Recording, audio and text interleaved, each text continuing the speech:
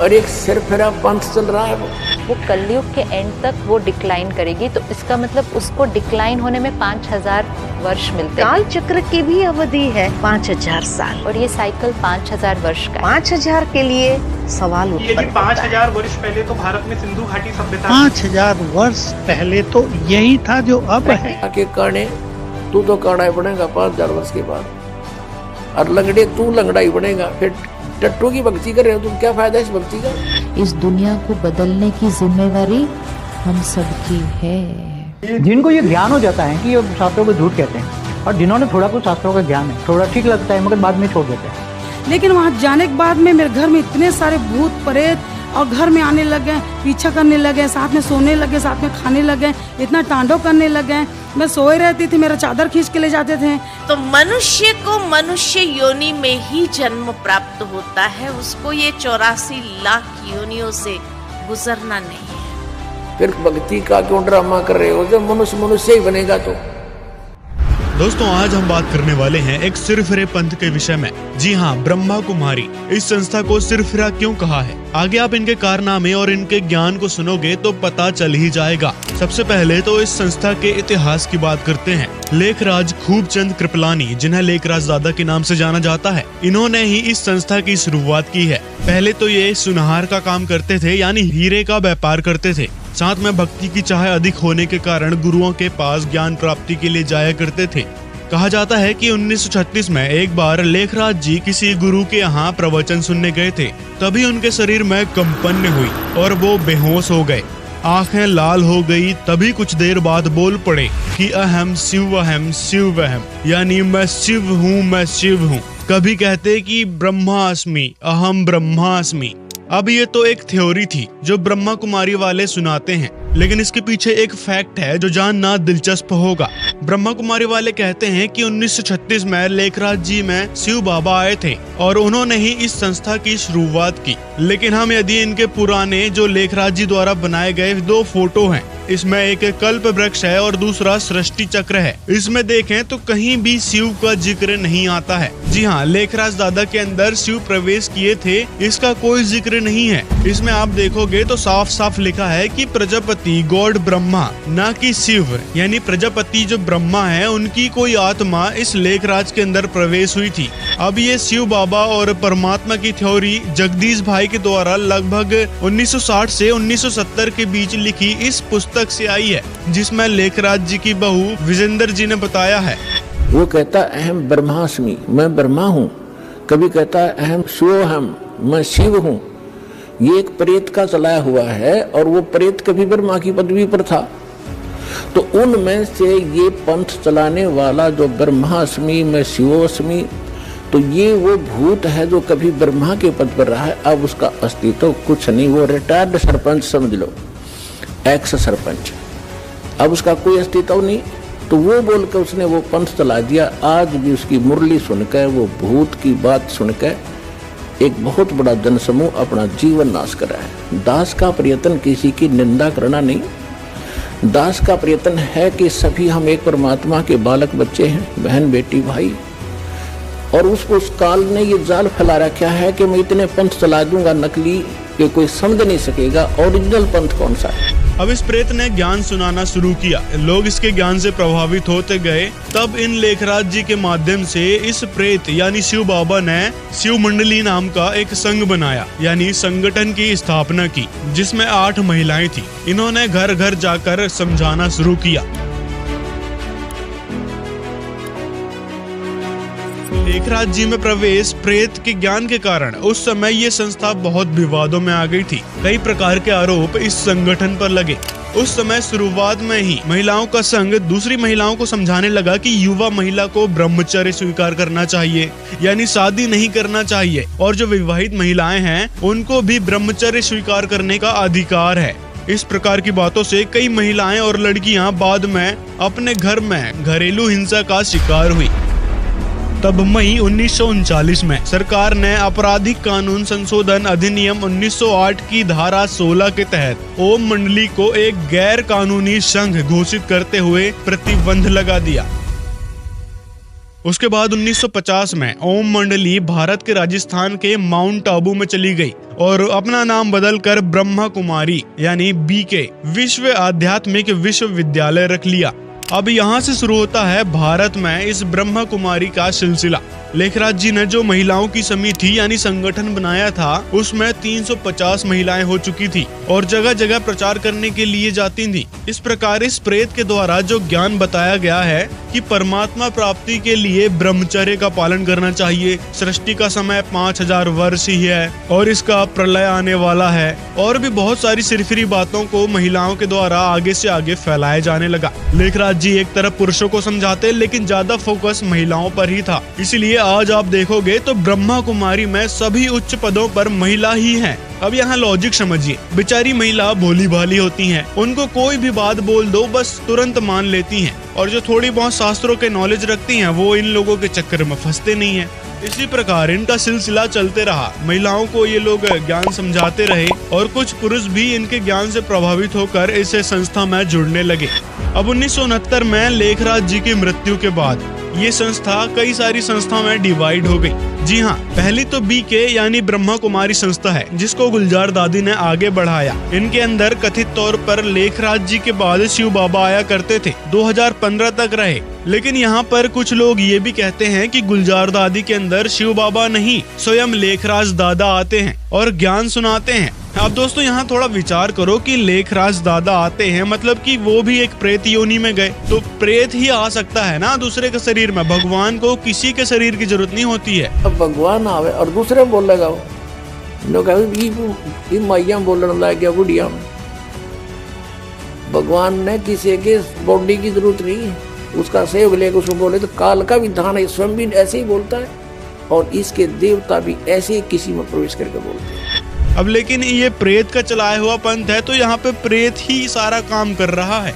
अब वीरेंद्र दीक्षित पहले दादा लेखराज के साथ ही रहा करते थे, उनके सत्संग सुना करते थे। लेखराज जी की मृत्यु के बाद इन्होंने दावा किया कि मेरे अंदर अब शिव बाबा आते हैं जो लेखराज जी के अंदर आते थे, अब वो इनके अंदर आने लगे हैं। ऐसा इन्होंने एक भ्रांति फैलाई और इन्होंने कथित तौर पर 1969 में आध्यात्मिक ईश्वरीय विश्वविद्यालय यानी शंकर पार्टी की एक संस्था बना दी और ये अभी भी कार्यरत है। अब ऐसे ही ये दो संस्था, एक तो ब्रह्मा कुमारी और दूसरा ये शंकर पार्टी, ये दो संस्था चलती रही। एक में लेखराज जी को ब्रह्मा कहने लगे, वहीं दूसरी में वीरेंद्र दीक्षित स्वयं को शंकर कहने लगे। इनके ड्रामों का सिलसिला चलते रहा। इसमें आगे चलकर 1995 के करीब दशरथ भाई पटेल नाम के एक व्यक्ति इस संस्था को ज्वाइन करते हैं। लेकिन जब दशरथ भाई पटेल को इनके ज्ञान पर शंका होती है तो इन्होंने उसमें प्रश्न उठाया कि अगर लेखराज जी ब्रह्मा हैं और शंकर वीरेंद्र दीक्षित हैं तो फिर कहीं ना कहीं विष्णु भी होगा। तब वीरेंद्र दीक्षित ने बोला कि आप जो हैं अहमदाबाद में एक संस्था बनाओ और विष्णु कोई और नहीं तुम ही हो। जी हाँ, इन्होंने जो दशरथ भाई है उसको ही विष्णु बता दिया। अब क्या था, तब दशरथ भाई पटेल ने एक संस्था खोली, विश्व परिवर्तक ईश्वरीय सेवा संस्था यानी विष्णु पार्टी की स्थापना की और अपना मोटो परम शांति रख लिया।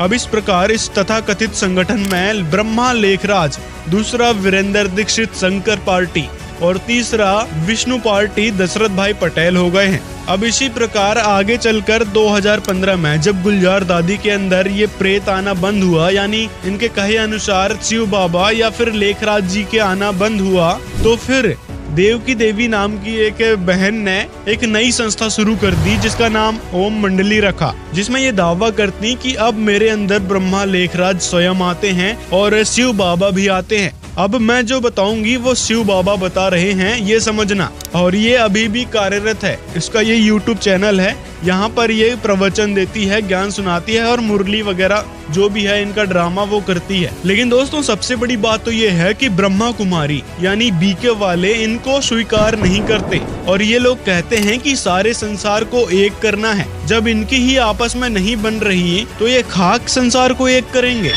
क्योंकि इतने टाइप के ब्रह्मा कुमारी में से भी कम 10-12 ऐसे ग्रुप बने हुए हैं, ऐसी उनके अंदर से अलग अलग शाखाएं निकली हुई हैं। कहीं विष्णु का अवतार, कहीं शंकर का अवतार, कहीं ब्रह्मा का अवतार, कहीं इंद्र का अवतार, कहीं दुर्गा का अवतार। उन सब के अलग अलग ज्ञान सुन सुन के बिल्कुल आत्मा है ना भ्रमित हो गई थी। और कोई किसी का पक्का अनुयायी था, कोई किसी का था, तो वो अपने के ही गुण गाते थे। निरपक्ष भाव से कोई बात ही नहीं करता था, ना कोई समझता था। तो मेरे को ये होता था कि कौन मेरी इन बातों का जवाब देगा, कौन मेरे को सेटिस्फाई करेगा। इस जन्म में तो मेरे को ये ज्ञान से बिल्कुल भी मैं सेटिस्फाई हो ही नहीं सकती, ऐसा मन में एक विचार था। लेकिन जैसे ही मतलब गुरु जी के इस ज्ञान में आगे आगे बढ़ती चली गई, सुनते रहे, किताबें भी पढ़ी, तो वैसे वैसे मतलब परमात्मा के ऐसे लगा कि बिल्कुल अब परमात्मा, पूर्ण परमात्मा की प्राप्ति हो गई। अब थोड़ा विचार करो, यदि ये संस्था स्वयं परमात्मा के द्वारा चलाई गई होती तो क्या इस प्रकार के ड्रामे देखने को मिलते। इससे भी स्पष्ट होता है कि इनके द्वारा चलाई गई संस्था जो है किसी परमात्मा या शिव के द्वारा नहीं, एक प्रेत के द्वारा चलाई गई है, जो पहले के जन्म में भगवान ब्रह्मा के शरीर में था और फिर अपने कर्मानुसार प्रेत योनि में आ गया और फिर पता नहीं आगे कहां कहां जाएगा। तो ये था इनका पूरा इतिहास।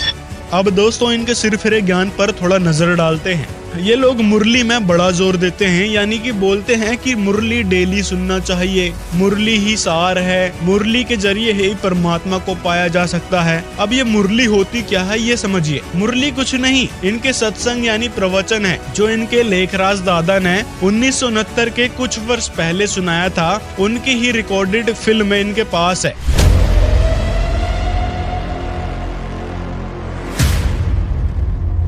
परंतु आज हम आपको एक खुशखबरी देते हैं, और खुशखबरी ये है कि 84 लाख योनियां जरूर है संसार में, लेकिन मनुष्य आत्मा को हर योनि से गुजरना नहीं पड़ता है। मनुष्य मनुष्य ही बनता है।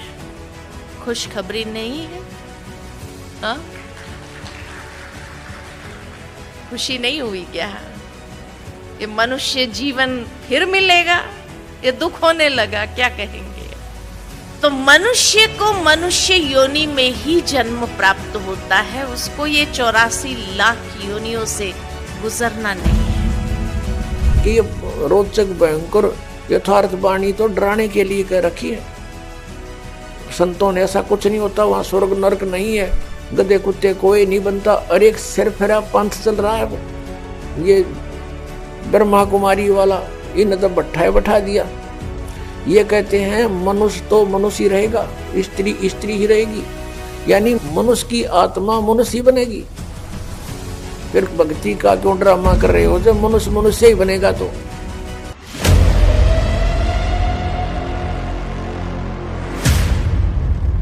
यहाँ पे बताया जाता है कि 5000 वर्ष में सृष्टि चक्र घूमता है और सतयुग की स्थापना होती है। सृष्टि का जो चक्र है 5000 वर्ष की है। वो कलयुग के एंड तक वो डिक्लाइन करेगी, तो इसका मतलब उसको डिक्लाइन होने में 5000 वर्ष मिलते हैं। काल चक्र की भी अवधि है 5000 साल, और ये साइकिल 5000 वर्ष का है। 5000 के लिए सवाल उत्पन्न होता है। 5000 वर्ष पहले तो भारत में सिंधु घाटी सभ्यता 5000 वर्ष पहले तो यही था जो अब है। प्रैक्टिकली देखा जाए तो महाभारत युद्ध को हुए कितना साल हुआ? 5000 साल कहेंगे।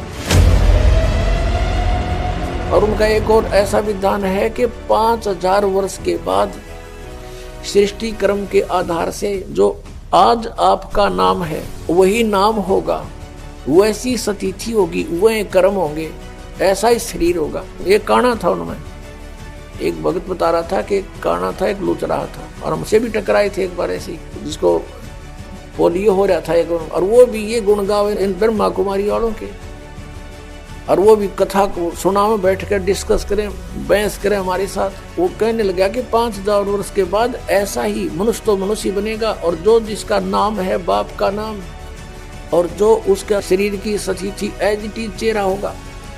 तो उस भक्त कह रहा था कि मैंने उसे कहा कि काने तू तो काना ही बनेगा 5000 वर्ष के बाद, और लंगड़े तू लंगड़ा ही बनेगा। फिर टट्टू की भक्ति कर रहे हो तुम, क्या फायदा इस भक्ति का?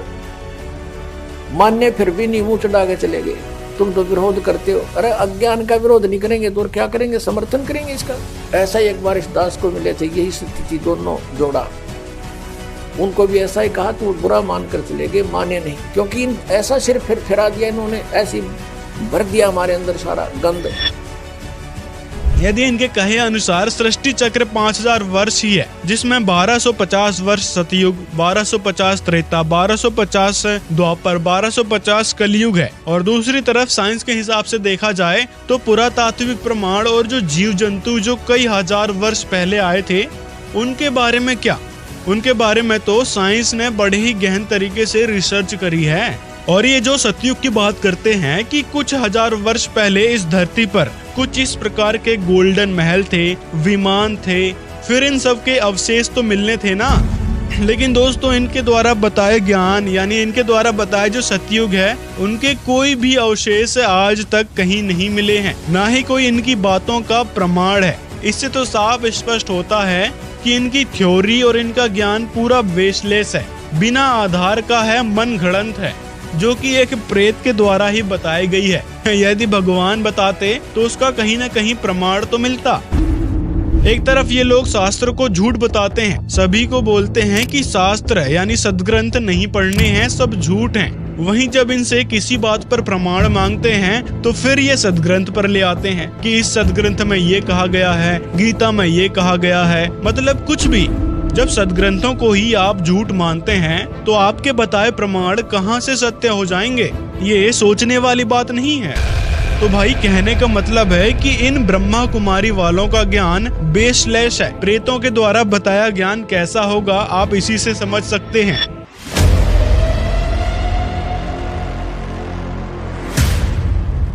दूसरा ये लोग कहते हैं कि जो तारे आप देख रहे हैं इसमें भी सृष्टि बनी हुई है। थोड़ा अजीब नहीं लगता कि जो तारे आपको छोटे छोटे दिख रहे हैं उसमें भी सृष्टि बनी हुई है, ऐसा ये लोग बताते हैं। और इस बात के लिए इनको इसरो और नासा वाले ढूंढ रहे हैं कि भाई कोई वीडियो या फोटोज तो दिखा दो ताकि हम भी आगे इन पर रिसर्च कर सकें।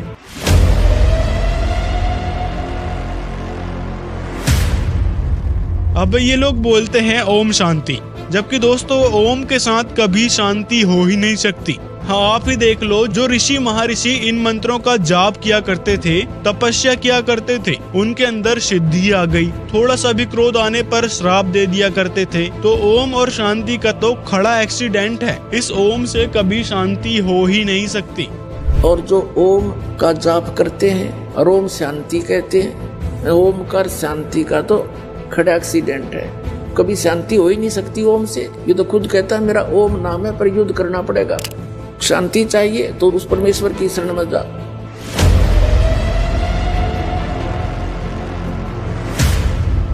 अब इन्होंने सृष्टि के विनाश की भविष्यवाणी भी कर रखी है। जी हाँ, और इसी से लोगों को डराया जाता है कि भाई सृष्टि का विनाश होगा, आपने परमात्मा को पाना है, ये गृहस्थी छोड़ो, ब्रह्मचर्य अपनाओ। इस प्रकार की बातों से कई सारे घर बर्बाद हुए हैं। कई सारी बहनों ने अपने पति को छोड़कर ब्रह्मा कुमारी ज्वाइन किया है। और डर किस बात का कि भाई सृष्टि का विनाश होने वाला है। मतलब इन्होंने 1936 से अभी तक 11 बार विनाश की भविष्यवाणी की है। सबसे पहले तो इस चित्र में देखिए, ये चित्र 1949 के पहले का है। इसमें लिखा है कि लेखराज जी के अंदर जो ब्रह्मा है उसके आने के 12 वर्ष बाद ही सृष्टि का संहार होगा, यानी 1937 में। पहले तो इन्होंने 1943 में सृष्टि के विनाश की भविष्यवाणी की थी। जब उस समय विनाश नहीं हुआ तो उसके बाद इन्होंने 1949 यानी 1950 के आसपास सृष्टि के विनाश की भविष्यवाणी की। उस समय भी विनाश नहीं हुआ। अब इंडिया और पाकिस्तान के विभाजन के बाद ये संस्था कराची जो पाकिस्तान में है वहाँ से हिंदुस्तान आ गई, जहाँ पर हिंदू लोग अधिक रहते थे, क्योंकि पाकिस्तान में बहुत कम हिंदू बचे हुए थे और भारत में ज्यादा हिंदू थे। विशेष रूप से ये संस्था जो है हिंदुओं को ज्यादा टारगेट करती है। अब राजस्थान के माउंट आबू में आकर इन्होंने एक भविष्यवाणी फिर की कि 1976 में सृष्टि का विनाश होगा। पहले 1943 और फिर 1950, और उस समय भी विनाश नहीं हुआ, तो अब 1976 की विनाश की बात ला दी। और इसी प्रकार इनका सिलसिला आज तक चल रहा है। 11 बार इन्होंने सृष्टि के विनाश की भविष्यवाणी कर चुके हैं। जी हाँ, इनके तथाकथित तौर पर लेखराज जी जो प्रेतवश प्रवेश होकर गुलजार दादी में बोलते हैं, उनके द्वारा 11 बार इस सृष्टि के विनाश की भविष्यवाणी हो चुकी है। तो दोस्तों इस प्रकार देख सकते हैं कि किस प्रकार लोगों को डराया जा रहा है सृष्टि के विनाश के नाम पर। और ये लोग मीठी मीठी बात करके बेसलेस ज्ञान सुनाते हैं लोगों को। ना ही इनके ज्ञान का कोई प्रमाण है, ना ही पुख्ता सबूत है इनके पास। बस बेसलेस थ्योरी एक प्रेत के द्वारा बताई गई है। ऐसे ऐसे कई सारी बातें हैं जो ब्रह्मा कुमारी वाले करते हैं। टोटली झूठ। 5000 साल का वर्ल्ड ड्रामा कहीं शास्त्रों में नहीं है। और शास्त्रों को झूठ कहने वाले महापापी आत्मा है, क्योंकि शास्त्रों में इतना ज्ञान है, इतना ज्ञान है, उसमें अनंत कोटि ब्रह्मांडों का कई वर्ड्स हैं। इसलिए बड़े बड़े साधु संत जो है वो ब्रह्मा कुमारी संस्थाओं कभी जाते नहीं। कारण यही है कि वो शास्त्रों को झूठ बोलते हैं। क्योंकि जिन्होंने शास्त्र नहीं पढ़े वो वहाँ फंस जाते, जैसे हम भी फंस गए ना। बाद में जब शंकर पार्टी से जॉब नहीं मिला तो फिर अपने आपको समझने लगे कि सितारे कौन है। ये सितारों पहले तो ये सितारों की, हर सितारों की अपनी अपनी दुनिया है। तो अपने आप ही मैं आत्मस्वरूप में, मैंने बोला आत्मस्वरूप में स्थित हो जाए, हर प्रश्न का जवाब मुझे मिलेगा। तो धीरे धीरे मुझे हर प्रश्न का जवाब मिला ना। ब्रह्माकुमारी छोड़ने का मतलब ये, जिनको ये ज्ञान हो जाता है कि ये शास्त्रों को झूठ कहते हैं, और जिन्होंने थोड़ा कुछ शास्त्रों का ज्ञान है कि कलयुग 4,32,000 साल का है, ये तो 5,000 साल का वर्ल्ड ड्रामा नहीं है, तो थोड़ा वो जाते हैं, थोड़ा ठीक लगता है, मगर बाद में छोड़ देते हैं। शांति के लिए जाते हैं, शांति के लिए जाते हैं, थोड़ा मन की शांति मिलती है, आबू में जाते हैं, शांति के लिए जाते हैं, मगर ज्ञान उनको ठीक नहीं लगता। कई लोग चढ़ते हैं, हमने उसी टाइम पर बहुत बड़े पढ़े लिखे इंजीनियर डॉक्टर बहुत वहाँ चढ़ते हैं, तो बहुत मेरे से उनसे बात होती, मगर मैं सुनता रहता था, ठीक है ज्ञान तो ठीक है, मगर यहाँ हमें शांति मिलती है, शांति पाने के लिए आते हैं। दोस्तों, अगर वीडियो पसंद आया हो तो लाइक जरूर करें और इस वीडियो को ज्यादा से ज्यादा लोगों तक शेयर करें, ताकि लोग समझ सकें कि इस संस्था में आखिर चल क्या रहा है। जो लोग इसमें जुड़ चुके हैं वो किस प्रकार अपना जीवन बर्बाद कर रहे हैं। पहले हमें जो ज्ञान था ब्रह्मा कुमारी जी में शिव परमात्मा के बारे में बताया जाता था, तो वो जैसे गीता में 3 भगवानों का वर्णन आता है, शर पुरुष, अक्षर पुरुष और परम अक्षर पुरुष, तो शर पुरुष तक का ज्ञान था। और लेकिन यहाँ पर सारे ही जैसे अनंत ब्रह्मांडों के बारे में परमात्मा ने खोल करके संत रामपाल जी महाराज के द्वारा ये ज्ञान जो बताया है, इस ज्ञान से मेरी आत्मा को पूर्ण संतुष्टि होगी। और ऐसे लगता था वो ज्ञान मैं कैसे भूल लूँगी जो इतने सालों से मेरे अंदर भरा हुआ है। तो वो ज्ञान धीरे धीरे जैसे जैसे ये सुनती चली गई परमात्मा संत रामपाल जी महाराज का ज्ञान, और वो ज्ञान अपने आप ही बाहर निकलता चला गया। अब बिल्कुल भी मेरे को याद करने से भी वो ज्ञान याद नहीं आता, और मेरी बिल्कुल शरीर भी ठीक है और मेरी आत्मा भी बिल्कुल शांत है। अब कहीं मेरी आत्मा में जैसे पहले होता था कि वहाँ पर कोई अवतार है, वहाँ पर कोई महात्मा है, वो ज्ञान नहीं जाननी है, बस मन में होता था कि जाऊँ उसके पास सुनूँ जा करके क्या ज्ञान है। अब कोई ऐसी मन में इच्छा नहीं है कि कहीं ज्ञान सुनूँ। अब ये लगता बस यही भगवान का दर है और यही पूर्ण परमात्मा है। अगर यहाँ पर कोई इच्छा अधूरी रहेगी तो कहीं पूरी हो ही नहीं सकती। सारी इच्छाएं जैसे यहीं पर पूर्ण होंगी, अगर थोड़ा बहुत मन में कुछ रहता भी है असल तो सारा पूरा ही हो चुका है। बोलना चाहती हूँ जो ब्रह्मा कुमारी में जुड़े हुए, खास करके ओम शांति में जुड़े हुए हैं, जो कुंवारे हैं कि बोलते हैं कि हम पवित्र रह के हम अपना स्वर्ग में जाएंगे, एक ऐसा स्वर्ग नहीं है, कुछ नहीं है। आप लोग ना कुछ मत करो, वहाँ से हटो। मैं ऐसा कुछ नहीं बोल रही हूँ कि आपके प्रति दुश्मनी कर रही हूँ, कुछ नहीं कर रही हूँ, सिर्फ ना मैं बोल रही हूँ वहाँ से आप जाओ। वो काल का पंथ है, काल का मंत्र देता है, कुछ नहीं है वहाँ, खोखा है, कुछ नहीं, बिल्कुल कुछ नहीं है। आप लोग ना ब्रह्मा कुमारी के लिए खास करके मेरा निवेदन है, क्योंकि ओम शांति में जाने के बाद मेरा घर उजड़ गया था।